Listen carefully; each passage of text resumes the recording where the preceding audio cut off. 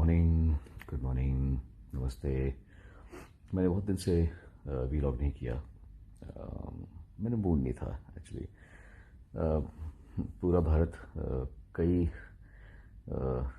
Pressure से गुजर रहा है। एक तो मेंटल और इमोशनल प्रेशर सुशांत सिंह राजपूत के जाने के बाद में, वो जो लाजमी भी है ऑफ कोर्स, क्योंकि अपनी आंखों के सामने एक जवान जिंदगी को जाते हुए देखना आसान बात नहीं है, और कोई बहुत ही निष्ठुर होगा कि वो इस बात से अफेक्टेड ना हो।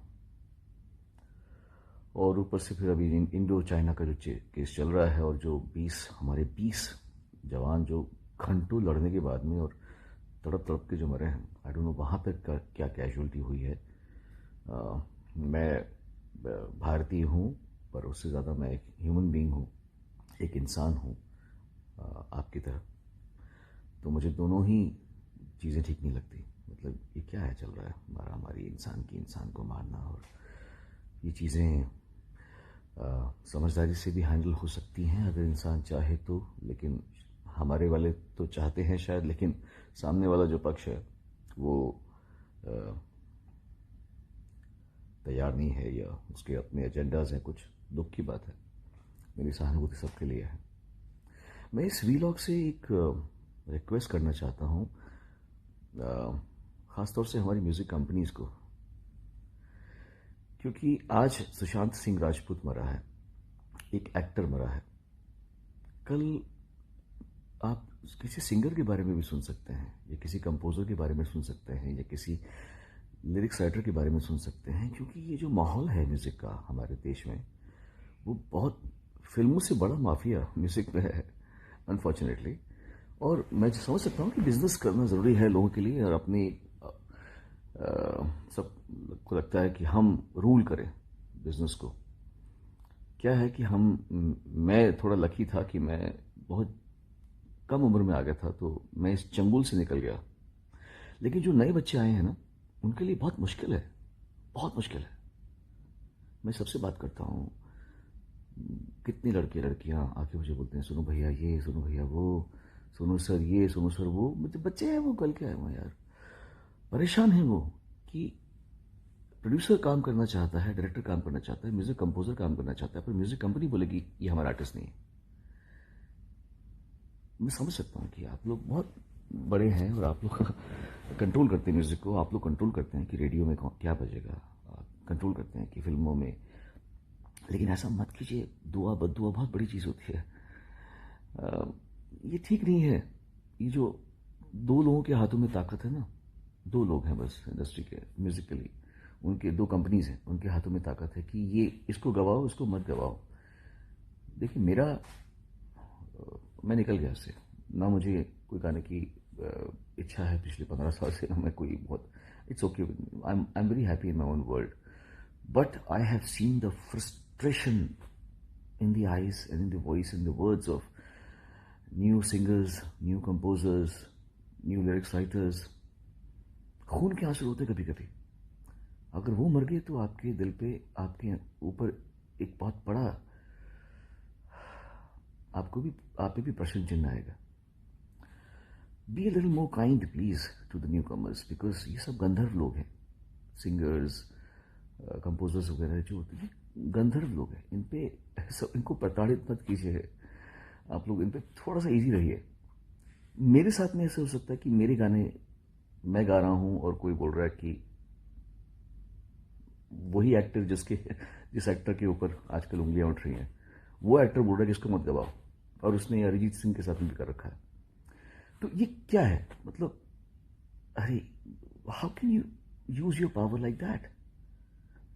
मेरे कितने गाने मैंने गा रखे हैं जो डब हो चुके हैं, मतलब बोलते हुए भी मुझे एम्बैरेसिंग लगता है मुझे कि it's like you know, but this is humiliating isn't it, because I don't ask for work. मैं तो नहीं बोला कि मैंने तो नहीं कहा कि मुझे बुलाओ गाने के लिए। तो मुझे बुला के, मुझसे गाना गवा के, फिर मेरे गाना डब करना, दिस इज लाइक, मतलब या तो मैं बोलूँ कि प्लीज हेलो मुझे गाना गवाओ, मैंने कहा गाने के लिए, मैंने गाने के लिए नहीं कहा। आप मुझे बुलाते हो, मुझे गाना गवाते हो, फिर मेरा गाना डब कर देते हो। मतलब this is funny as hell, specially because I been working since 1991। in Bombay, and I've been working since 89 in the music industry. 89 से मैं रिकॉर्डिंग कर रहा हूँ। मेरे साथ में ऐसा कर सकते हो तो छोटे बच्चों के साथ में क्या कर रहे हो यार आप लोग?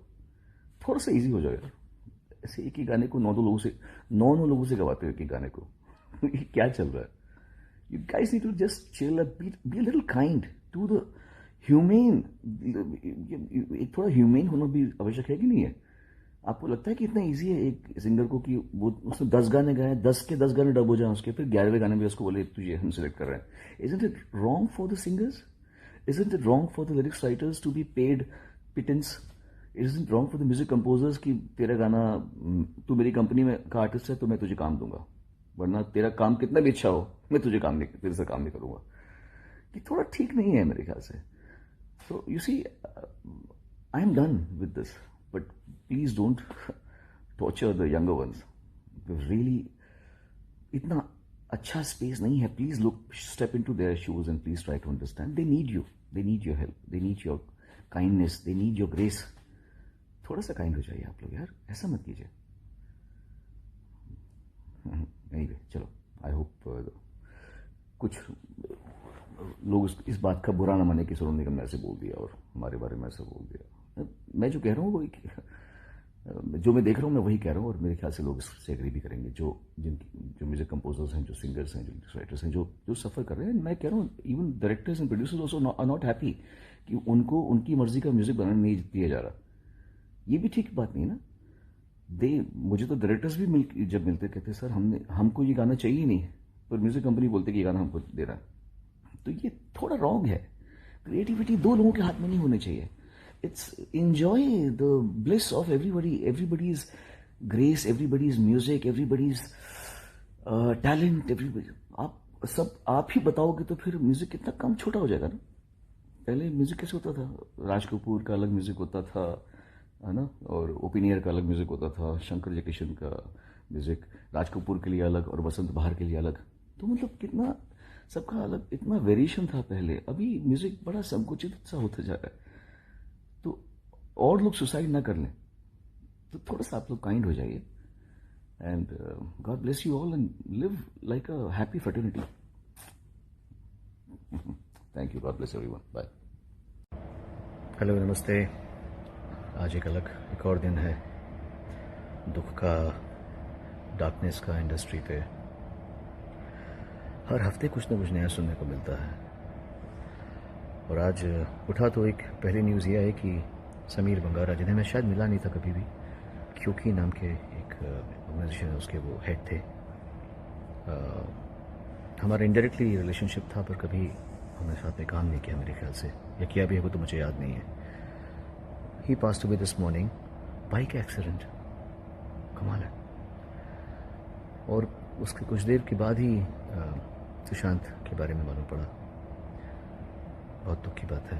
बहुत छोटी उम्र का था, जवान था, अभी तो ज़िंदगी स्टार्ट ही हुई थी उनकी। इस समय ये कहना सब लोग तो ऑब्वियसली अपने, और वो लाजमी भी है, लोग कह रहे हैं कि अपने जो इश्यूज़ हैं वो लोगों से शेयर करो, डिप्रेस मत हो, ये मत करो, वो मत हो। अब मैं ये सब कहना चाहता नहीं हूँ, क्योंकि इस समय पे दुनिया को ज्ञान देने का मुझे कोई हक़ नहीं है। सब अपना दुख हर इंसान अकेला ही जानता है। आपको क्या तकलीफ़ है ये आप ही जानते हैं। मुझे कोई तकलीफ़ नहीं है थैंकफुली, लेकिन सब लोगों को कुछ ना कुछ एक इश्यू होता ही है ज़िंदगी से। मुझे भी था, कभी ना कभी था मुझे भी।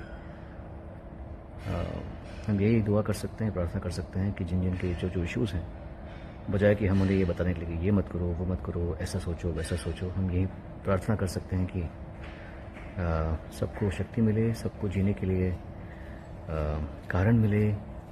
कभी ज़िंदगी में ऐसा मौका नहीं आया किसी की भी, थैंक यू, किसी की भी ज़िंदगी में ऐसा मौका नहीं आया कि वो दुनिया से चला जाए या जाने की सोचे। बाकी तो मैं मानता हूँ कि लिखा हुआ आता सबका, किसको कितना जीना है, सबकी सांसें गिने हुए आती हैं। आइए हम सभी मिलके प्रेयर करते हैं उनके लिए, उनके परिवार के लिए। और जितने भी समय में जो भी काम सुशांत ने किया है वो बहुत ही यादगार काम कर रखा है। मैंने हाल ही में उनकी फिल्म देखी थी छोड़े, मुझे बहुत ही अच्छी लगी। और इतना कम उम्र में इतना मैच्योर काम करना कोई समझदारी इंसान हो सकता है. So, my prayers. God bless him and God bless his soul.